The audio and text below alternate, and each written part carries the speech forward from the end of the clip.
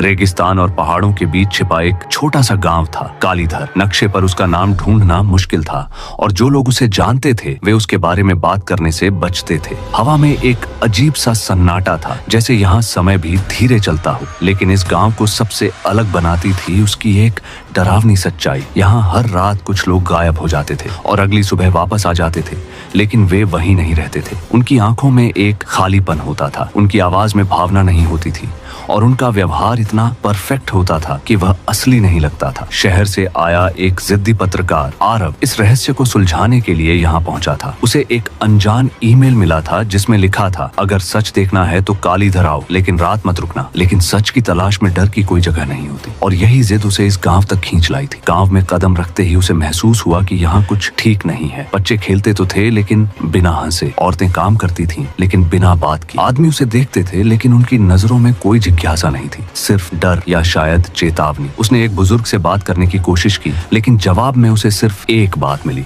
रात को बाहर मत निकलना। इस एक वाक्य ने उसके अंदर का पत्रकार और ज्यादा जागा दिया। उसने गांव में एक पुरानी झोपड़ी किराए पर ली और अपने कैमरे हर कोने में सेट कर दी। उसे इंतजार था रात का, उस सच का जो शायद उसकी जिंदगी बदलने वाला था। जैसे ही रात के 12 बजे गांव का माहौल अचानक बदल गया। हवा ठंडी हो गई, कुत्ते चुप हो गए और एक अजीब सी फुसफुसाहट पूरे माहौल में फैल गई, जैसे सैकड़ों लोग एक साथ धीमी आवाज में कुछ बोल रहे हों। तभी आरव के कैमरे ने एक अजीब घटना रिकॉर्ड की। एक आदमी जो अपने घर के बाहर खड़ा था अचानक जैसे किसी अदृश्य ताकत से खींचने लगा। उसका शरीर हवा में उठ गया और अगले ही पल वह गायब हो गया। आरव के हाथ कांपने लगे लेकिन वह भागा नहीं। वह बाहर गया लेकिन वहाँ कुछ नहीं था, न कोई आवाज न कोई निशान, जैसे कुछ हुआ ही नहीं। सुबह जब सूरज निकला तो वही आदमी वापस आया, लेकिन इस बार उसकी चाल बदल चुकी थी। उसकी आंखें स्थिर थीं, जैसे वह कुछ महसूस ही नहीं कर रहा हो। आरव ने उससे पूछा, तुम्हारे साथ क्या हुआ? और जवाब में उसने सिर्फ इतना कहा, वहाँ सब कुछ सही है, यहाँ सब गलत है। ये सुनकर आरव के अंदर एक सिहरन दौड़ गई। अब ये सिर्फ एक कहानी नहीं थी, ये कुछ और था, कुछ बहुत बड़ा। आरव ने फैसला किया कि वह खुद इस रहस्य का हिस्सा बनेगा। अगली रात वह कैमरे के पीछे नहीं बल्कि उस जगह पर खड़ा था जहाँ से लोग गायब हो रहे थे। जैसे ही रात के 12 बजे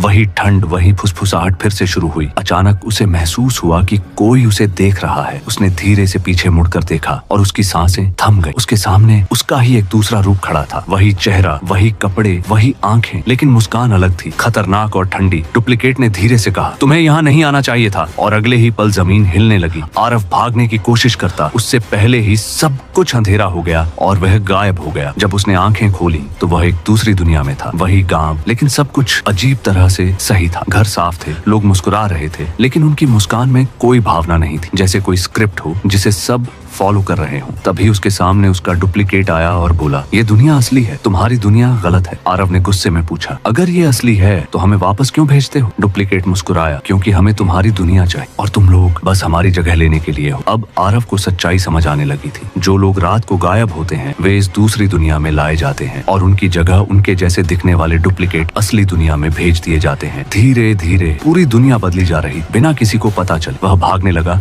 लेकिन हर तरफ वही लोग थे, खाली आंखें, नकली मुस्कान। तभी उसे एक बूढ़ी औरत दिखी जो बाकी सबसे अलग थी। उसकी आंखों में डर था और इंसानियत। उसने धीरे से कहा, तुम नए हो, अभी तुम्हारे पास मौका है। अगर वापस जाना है तो अपनी जगह किसी और को छोड़ना होगा। आरव सन्न रह गया। इसका मतलब साफ था, अगर वह वापस जाना चाहता है तो किसी और को इस डरावनी दुनिया में फंसाना होगा। यह सिर्फ एक रास्ता था और वह रास्ता इंसानियत के खिलाफ था। वह दुविधा में था, अपनी जान बचाए या किसी और की जिंदगी बर्बाद करे। तभी उसे अपने कैमरे की याद आई। वह सब रिकॉर्ड करना चाहता था, सच को दुनिया के सामने लाना चाहता था, लेकिन यहाँ कोई नेटवर्क नहीं था, कोई रास्ता नहीं था। इसी बीच उसे एक छोटा लड़का दिखा जो बाकी लोगों से अलग लग रहा था। उसकी आंखों में डर था। उसने धीरे से कहा, मैं भी यहाँ फंस गया था, लेकिन मैं किसी और को नहीं फंसा पाया, इसलिए मैं यहीं रह गया। आरव का दिल डूब गया। क्या वह भी यही करेगा या वह अलग रास्ता चुनेगा? अगली रात मौका फिर आया। एक नया इंसान इस दुनिया में लाया गया। वह डर रहा था, ठीक वैसे ही जैसे आरव डर रहा था। अब फैसला आरव के हाथ में था। वह उस इंसान के पास गया और कुछ सेकंड के लिए उसकी आंखों में देखा, फिर पीछे हट गया। उसने तय कर लिया, वह किसी और की जिंदगी बर्बाद नहीं करेगा। लेकिन उसी पल उसका डुप्लीकेट सामने आया और बोला, तो तुम यहीं रहोगे? आरव चुप रहा। उसने सिर झुका। अगले ही पल एक तेज रोशनी हुई और सब कुछ खत्म हो गया। सुबह गांव में एक नया आदमी वापस आया। वह था आरव, लेकिन उसकी आंखों में अब वही खालीपन था और असली आरव अब हमेशा के लिए उस दूसरी दुनिया में फंस चुका था। धीरे धीरे गांव पहले जैसा ही हो गया। लोग काम करते रहे,